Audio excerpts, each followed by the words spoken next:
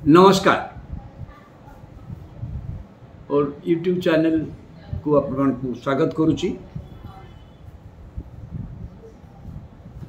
गत वीडियो रे मु आमेथी और रायबरेली जो सस्पेंड थिला जो आशंका थिला कौन हम कौन नहीं, राहुल गांधी प्रियंका गांधी किए लड़े ना नहीं, सी समस्त कल्पना जल्पना अवसान घटी। आज राहुल गांधी दल पक्ष निष्पत्ति राहुल गांधी रायबरेली निर्वाचन लड़े। आमदी आउ जड़े कांग्रेस पार्टी के शर्मा को मनोनीत कराई। प्रियंका गांधी निर्वाचन लड़े ना, कारण कांग्रेस दल में आप लक्ष्य करेंगे सारा भारत वर्ष में कांग्रेस दल में जातीय स्तर में मात्र 3 जन लोक मुख्यतः कैंपेन करुँच। जातीय नेता सी हेले दल सभापति मल्लिकार्जुन खड़गे, बयस सत्वे राहुल गांधी और प्रियंका गांधी। राहुल गांधी पुणी जदि निर्वाचन लड़ुंट नुआ निर्वाचन मंडली कि समय दल पड़ तो जातीय स्तर में दल प्रचार अभियान करने प्रियंका गांधी को प्रचार अभियान पे रखापी निर्वाचन मैदान को नलिया निष्पत्ति नहीं प्रियंका को बदले के शर्मा तांकर जड़े परिवार अति घनिष्ठ दायित्व दिखाई आमेथी निर्वाचन लड़ापी। रायबरेली राहुल गांधी पसंद कर मुख्य कथा अन्य कारण हूँ कांग्रेस दल, कारण रायबरेली गत थर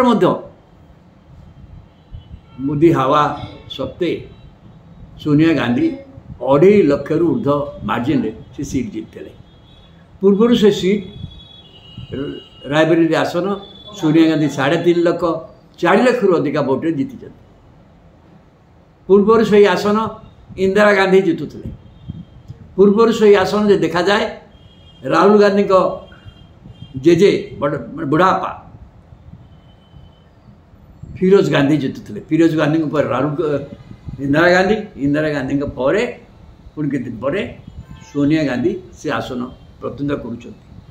से आसन में जो विधानसभा निर्वाचन मंडली अच्छी से 4टा विधानसभा निर्वाचन मंडली समाजवादी पार्टी हाथ में अच्छी। तेणु से राहुल गांधी प्रतिद्वंदिता कले कौन विशेष प्रतियोगिता ना, प्रतिद्वंदिता ना।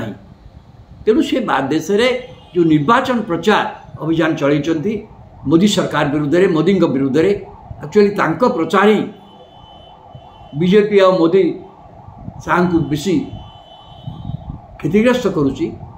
तेणु सी प्रचार अभियान करने रायबरेलीटा सबुठ सुविधा हाँ बोली भाविक रायबरेली छुआई। रायबरेली कितु न छुआई सही न था जदि से वायनाडे छुआई वायनाडे जीतिया निश्चिंत। किंतु उत्तर भारतर कांग्रेस कर्मी मैंने चाहती गांधी परिवार कहीं उत्तर भारत में उत्तर प्रदेश लड़ू से उत्साह दरकार। उत्तर प्रदेश जदि मात्र 17टी आसन लोकसभा लड़ुंट क्या उत्तर प्रदेश कांग्रेस स्थिति बहुत खराब हो जाए। यदि कांग्रेस को रिवाइव करा पड़ो ताहले गांधी परिवार लोक आसवा पड़ो। से राहुल गांधी और प्रियंका गांधी कथा हो।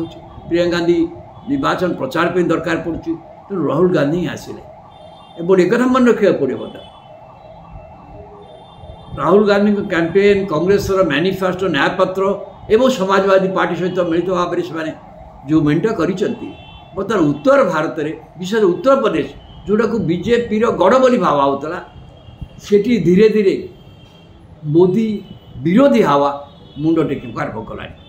तेणु यही समय कांग्रेस लोक आहरी उत्साहित करने राहुल गांधी रायबरेली के आदि निर्वाचन पर से हूँ रायबरेली रखिए कि वायनाड रखिए से स्थिर करेंगे।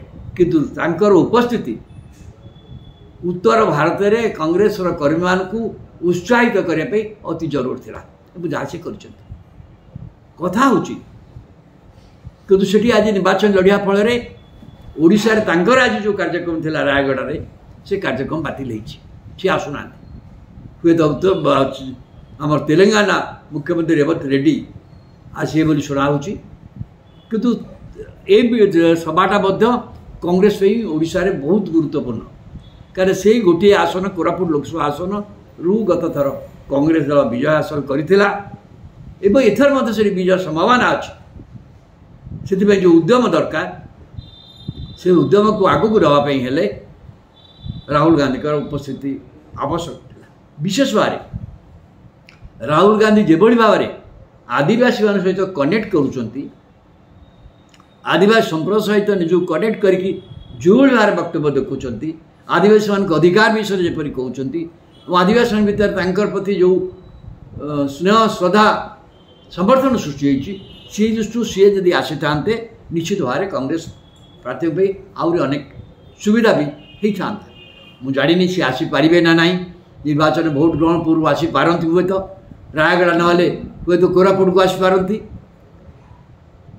बा नवरंगपुर को आसीपारती बा से समय निर्वाचन होता कलाहांडी की आसीपारती कौन सी गोटे स्थान को तांकर आसबार आवश्यक मुझे भावुँ परवर्त अवस्था सुधा आसबे किंतु आज से न आसवाटा निश्चित भाव कोरापुट सांसद प्रार्थी जे अच्छा सप्तगिरी उल्का मन निश्चय टे दुख हम मन क्या से ही लगिकी राहुल गांधी एवं निजे आसते सालेपुर गत मसरे सप्ताह होनी से रायगढ़ आसपा जो निष्पत्ति से करते सप्तगिरी उल्का नवेदन करी कार्यक्रम कर जहा गोटे कथा निश्चित राहुल गांधी राय बरेली प्रतिनिधित्व करने फल उत्तर भारत में धीरे धीरे मोदी विरोधी गोटे मोदी सपक्षवादी आउला बर्तमान धीरे धीरे मोदी विरोधी